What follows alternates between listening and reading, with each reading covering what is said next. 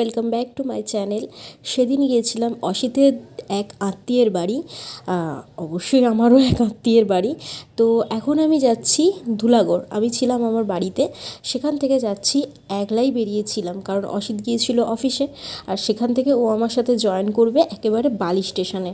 তো এখান থেকে একাই যাচ্ছি, জায়গাটা আমার কাছে একদম নতুন আননোন। তো তারপর ধুলাগড় থেকে বাসে উঠেছিলাম, কিন্তু সেই সময় আর ভিডিও করা হয়নি কারণ এত রোদ আর গরম হচ্ছিল, আর আমার ক্যামেরা অন করতে বা ফোন বার করার মতো মানসিকতাই ছিল না। তো এখন আমি বালি স্টেশনে বসে আছি। আমি ওকে বলেছিলাম একেবারে হাওড়া থেকে ট্রেনে উঠে চুঁচুড়ায় চলে যেতে, আমরা যাচ্ছি চুঁচুড়া, তো ওখানে চলে যেতে, কিন্তু ও বললো না আমি বালি স্টেশনে চলে আসবো। তো ঠিক আছে, আমি এখন ওর জন্য ওয়েট করছি। আর ও যেই ট্রেনে আসছে তার পরের ট্রেনটাতেই আমরা যাব চুঁচুড়া, ব্যান্ডেল লোকাল। তো ওখান থেকে আমরা দুজনে মিলে যাব। তো ও ফাইনালি চলে এসেছে, আর এখন আমরা দুজনে মিলে ট্রেনে উঠে পড়েছি। আর আমি ট্রেনে ওঠার অনেকক্ষণ পর আমার মনে হয়েছে আমার ভিডিও করা হয়নি, তখন আমরা হিন্দ মোটর, তখন আমার মনে হয়েছে ভিডিও করতে হবে। তো আমি বসার সিট পেয়ে গেছিলাম, বাট ও পাইনি, ও দাঁড়িয়েছিল, দাঁড়িয়েও ফোন ঘাঁটছে, সেটাই আমি ক্যাপচার করলাম যে একটা মানুষের মধ্যে কতটা মানে ফোন ঘাঁটার নেশা থাকলে এই দাঁড়িয়েও ভিড়ে ট্রেনের মধ্যে ফোন ঘাঁটতে হয়। তো যাই হোক, আমরা এখন চুঁচুড়ায় নেমে গেছি, চুঁচুড়ায় নেমে বাস করে যেতে হবে। তো আমরা যে বাসটায় প্রথমে উঠবো ভেবেছিলাম, সেই বাসটায় একটুও বসার জন্য জায়গা ছিল না, সেজন্য আর একটু খিদেও পাচ্ছিলো, সেজন্য ঝালমুড়ি খেয়েছিলাম। তো তারপর আমরা আর পরের বাসটা আসতে বাসে উঠলাম, আমরা বাসে উঠলাম, ড্রাইভার নেমে গেল।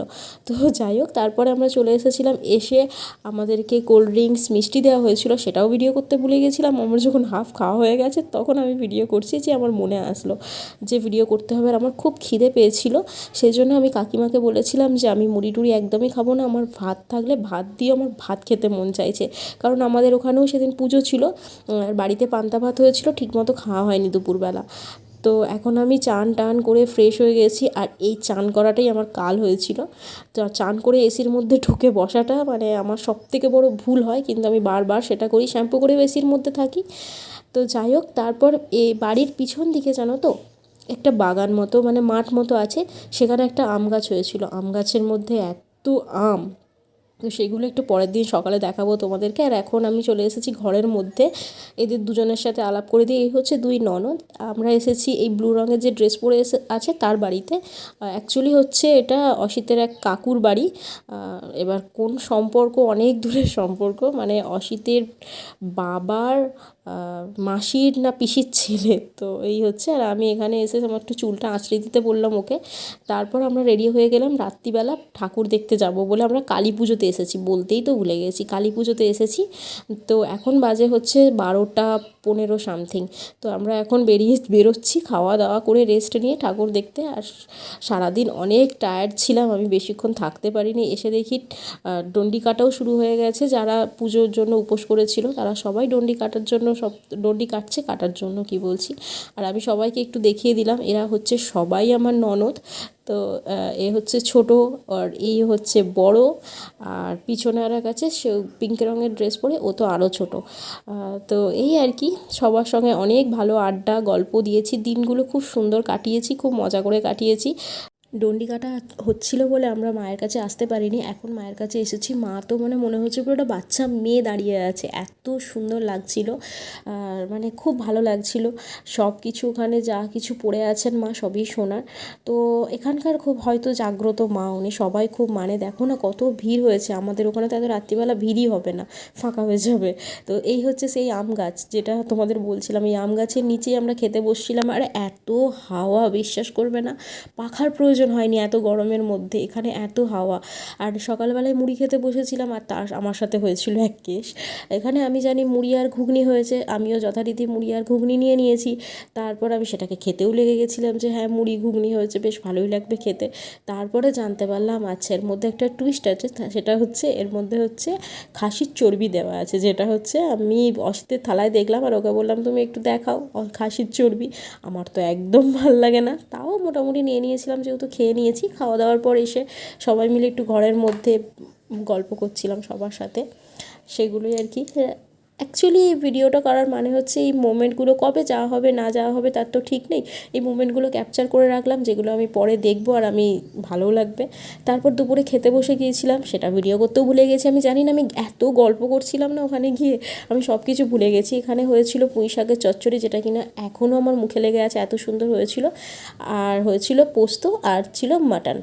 তারপর সন্ধ্যাবেলা রেস্ট, বিকালবেলা রেস্ট নিয়ে সন্ধ্যাবেলা বেরিয়ে এসেছিলাম এখানে আর এক মায়ের মন্দিরে, বিশালক্ষী মা মন্দির, খুবই জাগ্রত এখানকার, ওনাদের মুখেই শোনা। ওখানকার যারা আছে কাকুরা কাকিমারা সবাই বলছে, আর আমার শাশুড়ি মাও বলছিলেন যে এখানের মা নাকি খুবই জাগ্রত। তো ওনার সাথে এসেছি, আমি এসেছি, উনি এসেছেন, আর অঙ্কিতা যে ছোট বলছিলাম ননদরা, ও এসেছে, আর অসিত তো আছেই। তো এই হচ্ছে মন্দির।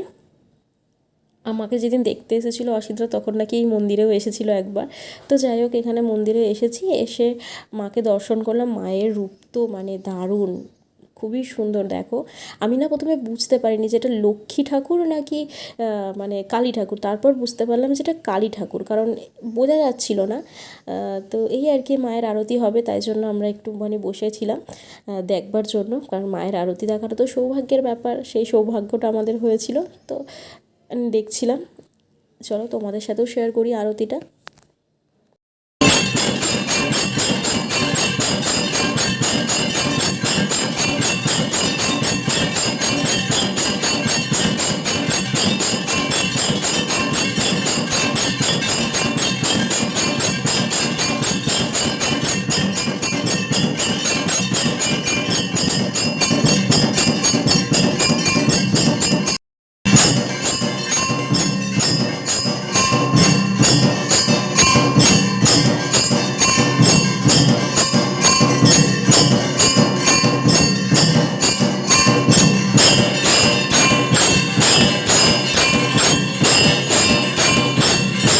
কি সুন্দর এদিকে মাঠ, হাওয়া দিচ্ছে, শুনতে পাচ্ছ হাওয়ার আওয়াজ, কত সুন্দর হাওয়ার আওয়াজ। এইখানেও আম গাছ আছে, গাছ ভর্তি আম, ওইখানে ওই গাছ ভর্তি আম, ওই গাছটা দেখাচ্ছিলাম, আর এখানেও। হ্যাঁ হ্যাঁ, দেখেছো হাওয়া দিচ্ছে, দেখেছো কত সুন্দর হাওয়া, দারুণ হাওয়া।